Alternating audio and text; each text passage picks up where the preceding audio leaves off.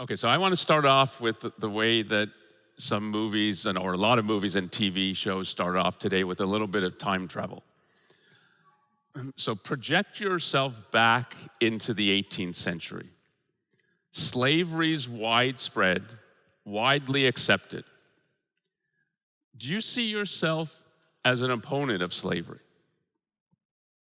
Now, it's easy if you're thinking of the time travel as you're projecting yourself back now into the 18th century to think, yeah, I'm opposed to slavery. I'd be opposed to slavery in the 18th century.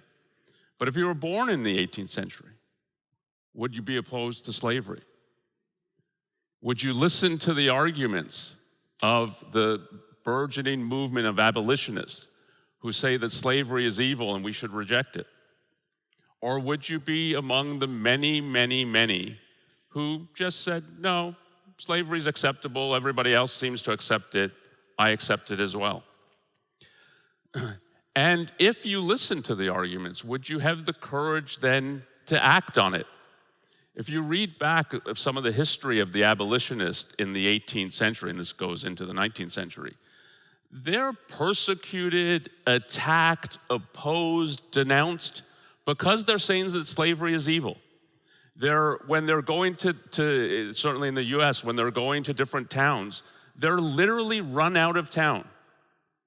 They're opposed, attacked, beaten up, and run out of town. And they do this over and over and over again, protesting against the evil of slavery. Now, the reason I'm bringing this up is that I think of Ayn Rand as in the position of the abolitionist in the 18th century. That just as the abolitionist said that slavery is evil, even though most people accepted it, and they were opposed when they said that slavery is evil, Ayn Rand more widely is saying that conventional morality, the moral views and the moral ideas that we accept and have absorbed from the culture is evil. And it's not just like slightly mistaken, it's evil. And even though most people accept it, and when she makes this point, she's attacked over and over again. And I think for basically the same reasons that the abolitionists were attacked. It's difficult to hear that views central to your whole worldview are not just mistaken, they're radically evil, and that you should reject them completely. And yet that's what Ayn Rand's position is in regard to conventional morality. And I want to talk now a little bit in the next 20, 25 minutes about why she thinks of it like this. And the first question then I want to ask is, what is conventional morality? Then what does it really mean? And therefore, why does she regard it as evil? But the first question is, like, what is conventional morality? And there's a lot you could say here. I'm taking one thing, something I read about a month ago, as just a perfect exemplar of what conventional morality is. This is a book by a Supreme Court Justice of the United States that just came out. It's a kid's book, so it's aimed, and it's about moral education or sort of moral inspiration for kids, just help. And it's a kid's book. It's meant to be benign, helpful, uncontroversial. So there's a lot of, if you know anything about the US Supreme Court right now, there's a lot of dispute and a lot of ideological difference on the Supreme Court. None of the judges would object to anything in this book. Because it's meant to be like, this is what everybody thinks about morality. This is what we have to inculcate into our kids. And the book is about 20 pages with a lot of pictures. So there's not a lot of words in the book. These are all quotes from the book. The whole thing is about teaching this kid, and the kid's named Sonia, that she has to live a life of service. She has to find a way to help her neighbors and serve her neighbors and her country. One of the examples of what she has to do, she has to go through her wardrobe and find her favorite shirt and then give it away. And if you do that, that's inspirational. This is how you inspire people to be moral. You want people who act unselfishly. And then the lesson of the book, one way it's put, is that each time you do this, each time you act unselfishly, when you give up things that you really love, what you're doing is you're becoming part of something bigger than yourself. And this, I take it, it's a perfect exemplar of conventional morality in that we've been told this time and time and time again. If you haven't heard this, I mean, my view is you've been living under a rock. You can't go anywhere without hearing that, like, this is what morality means. And if you ask why, like, why is this what morality means? Where does this come from? Where does the idea that what morality is about serving and subordinating yourself to something bigger than yourself? Where does that come from? I think the answer is this: it's in the worldview that replaced the ancient Greek worldview. So where does it come from? The answer is it comes from religion. It comes, when we're thinking about the Western world, it's primarily Christianity. But if you think more broadly, it comes from religion more broadly. And I typically use Abraham as the symbol of what religion means and what it's really imploring us to do, because he's a figure that is respected in Judaism, in Christianity, in Islam. They all view him as a hero. And if you think giving up your favorite short is really what morality is about, he has to give up his favorite son. And that's the whole parable, that is what it's about. And he's meant as a hero precisely because he's willing to do that. That is the essence of what morality is about. Are you ready to really give up the things that matter most to you in order to serve something bigger than yourself? Now, there's a lot you could say about Abraham, but I want to focus on the other aspect of this sacrifice. Why does God need Abraham's sacrifice? God's all-powerful. In the Christian tradition, he's all good. He can do things like that. What does he need to sacrifice for? Obedience, loyalty. Yeah, I would put it a little differently. He doesn't need it. He does not need it. He can do anything. He's all-knowing, all-powerful. It accomplishes nothing. The sacrifice accomplishes nothing. And the more you think about it, why do you need this God who needs all these sacrifices? And God doesn't need it. And the more you get it, so it's put as obedience and so on.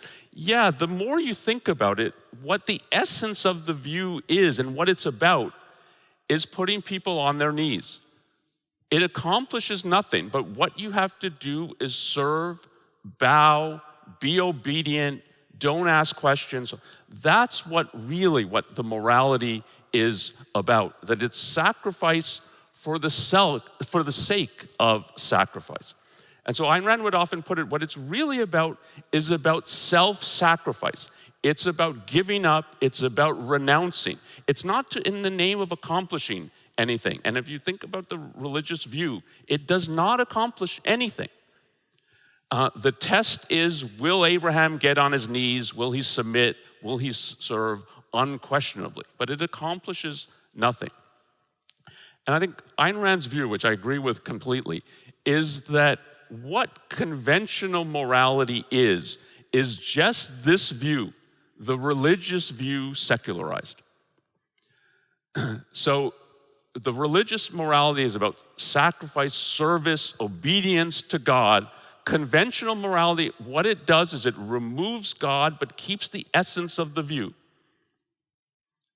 And this is what you get in, say, the Supreme Court Justice's book. It's about obedience, sacrifice, service, now to something bigger than yourself. We're not going to call it God. And what you get with later moralists who are trying to say, like, we're abandoning religion, it's supernatural, it's unscientific, we need some kind of substitute, and what it means to sacrifice for something bigger than yourself. What you get in the sort of the history of philosophy is you get substitutes. And the two biggest substitutes are, and certainly in the 19th century, is one is you sacrifice to duty. This is the whole Kantian perspective.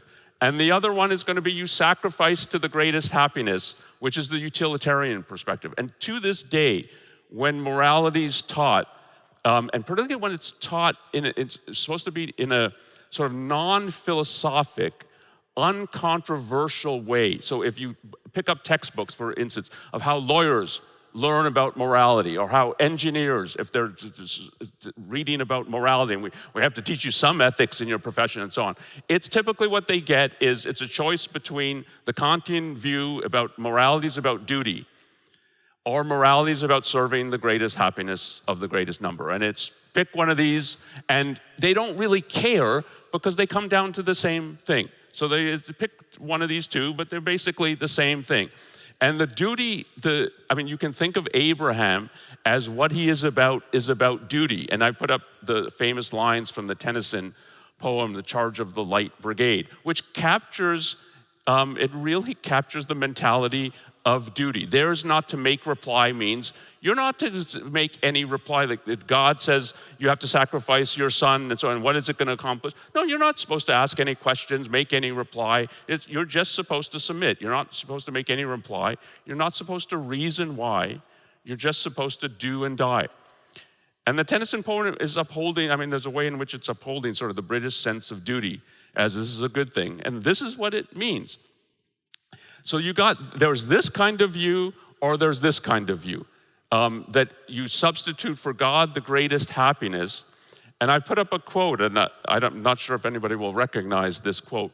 All honors to those who abnegate. And abnegate means give up, surrender, renounce.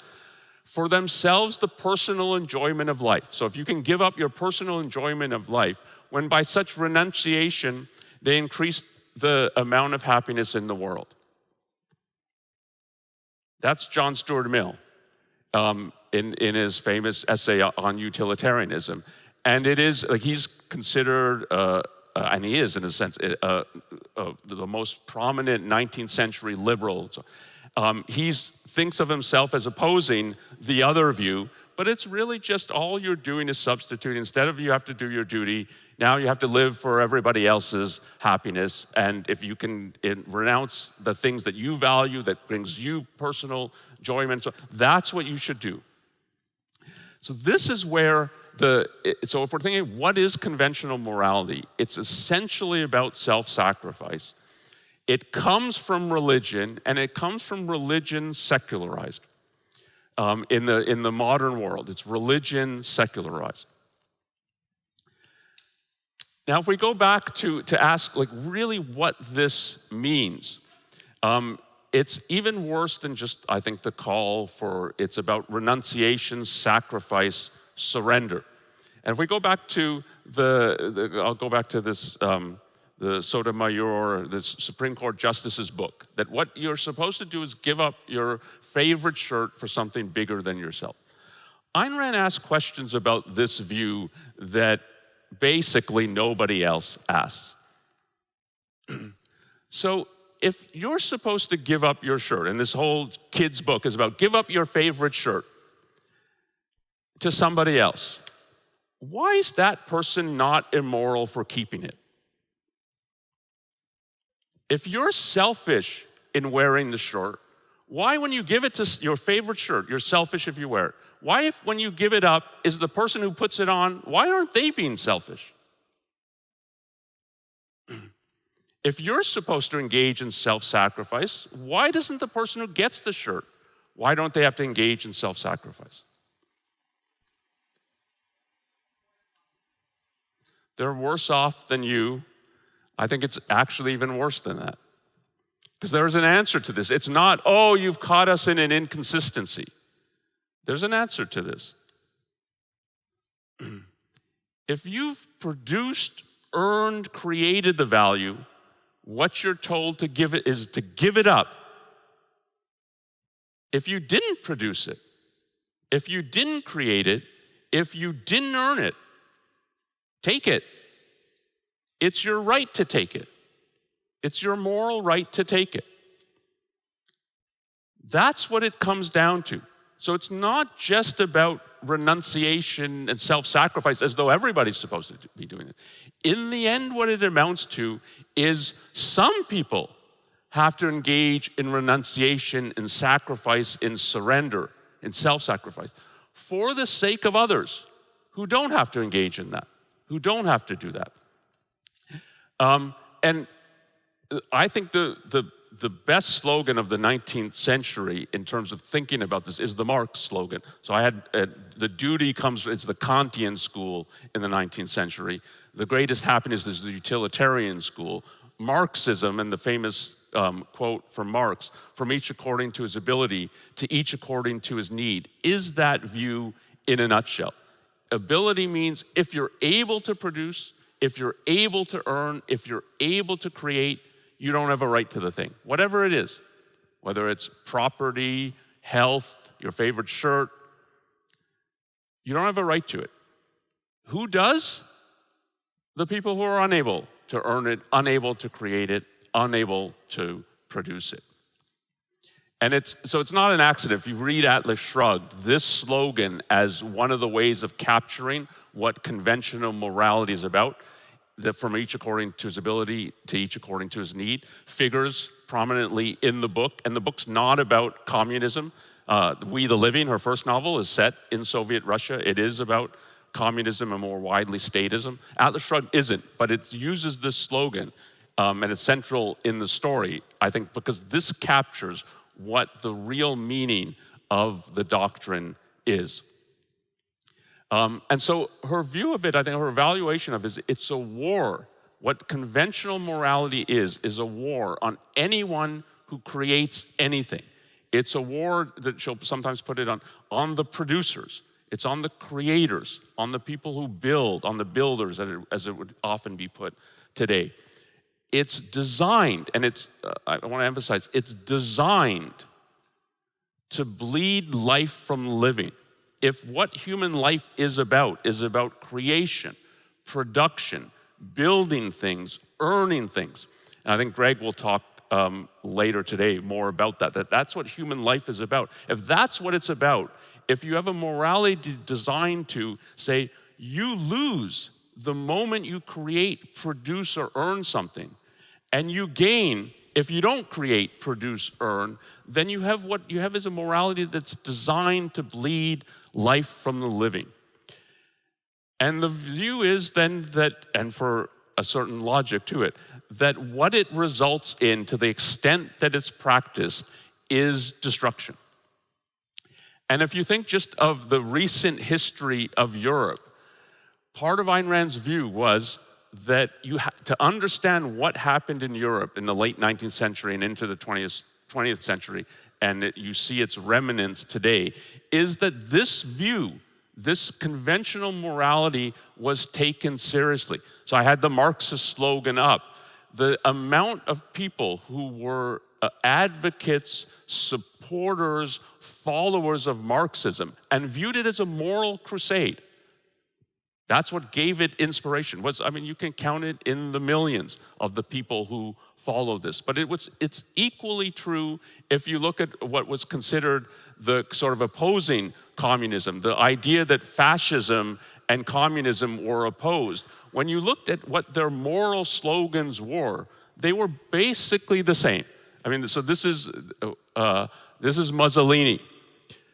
And he's very conscious of the fact of what they're doing is emulating religion and the nature of religion. So here's one of a fairly famous quote from Mussolini. We have created our myth, and that's part of it, it's a connection to religion. The myth is a faith, it is a passion. Our myth is the greatness of the nation. And to this myth, we subordinate all the rest. And if you read this in context, it's clear what subordinate means. It means sacrifice, obey. So the state, the nation, the individual is to throw his life away if necessary. Hitler was more explicit than Mussolini on this. This is what he extolled, and part of this he views the Aryans as exemplifying this beyond every other race. The state of mind which subordinates the interest of the ego to the conservation of the community is really the first premise of every truly human culture. We call this basic attitude, to distinguish it from egoism and selfishness, idealism. We're fighting for an ideal, for a moral ideal. By this we understand only the individual's capacity to make sacrifices for his fellow men. And if you again read this in context, Hitler's explicit, yeah, this might even mean you have to give up your life in order to perform what is required by moral idealism. And this is what conventional morality is about. And it remains with us to this day. To understand Putin, for instance, and the war in Ukraine, you have to see it in part, he's animated by, to use the language of the Supreme Court justice, by something bigger than himself.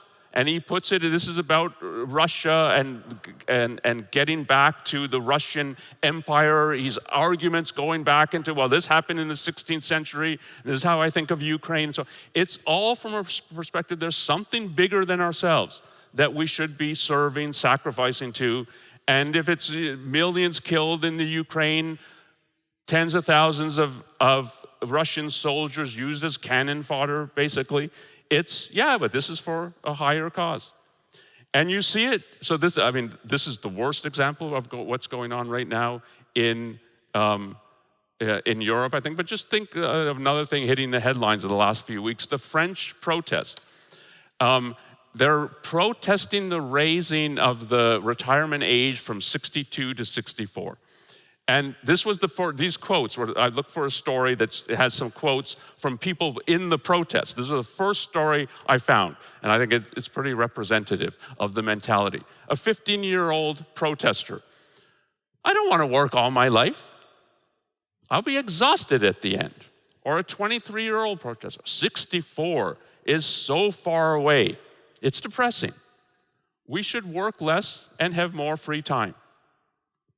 And it doesn't occur to them. And it doesn't occur to them because morality teaches them. They don't have to ask this question. Who pays for it? You don't want to work and you want to have more free time. Okay, how are you going to do that? It's always somebody else is going to pay for it. And every story I read on this, they put, so what is the opposition to the plan? What are they saying? In one way or another, this is a quote from one of the news stories, but every news story had this, was, well, they're wealthy taxpayers and companies should have to pay more so that we can retire at 62, not 64. Why should they pay? What is wealthy taxpayer and corporations code for? The people who earned it, the people who produced it. They're the ones who should pay precisely because they earned it, they produced it, they created it. And why should it go to some 23-year-old who doesn't want to work? Because he didn't produce it, and he didn't create it, and he didn't earn it. So he's entitled to it. And that's what conventional morality is. And you can see it in its kind of worst form when everything is subordinated to it, and that's when you get totalitarian regimes. But it's something like the welfare state that exists across Europe and exists now in North America to a huge extent, both in the US and Canada. It's the same idea in lesser, more diluted form. But it's the same idea and it leads to the same destructive consequences in the end.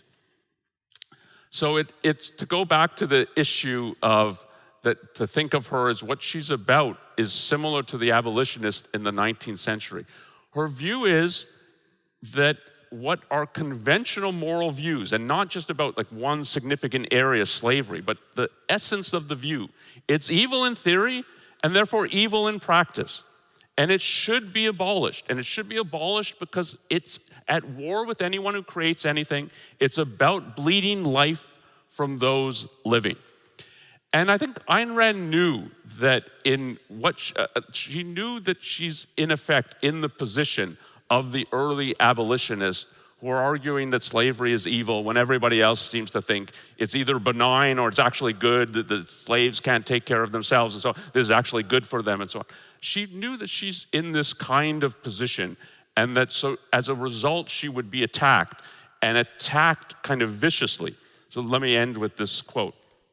So this is from The Fountainhead, and this is from one of the villains in The Fountainhead, but I think it's a view that she thinks is in its wrong, but it's actually what is taking place. So this is in terms of just looking at morality and an evaluation of morality. And here's the quote: "The test should be simple. Just listen to any prophet, and if you hear him speak of sacrifice, run. The man who speaks to you of sacrifices speaks of slaves and masters and intends to be the master.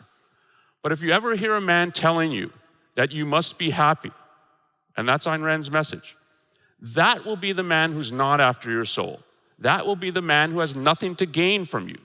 But let him come, and you'll scream your empty heads off, howling that he's a selfish monster." So the racket is safe for many, many centuries. And the only way to break the racket is to change that the accusation that you're selfish is that is not monstrous, but something good. And I think that's what Tara will be talking about now. Thank you.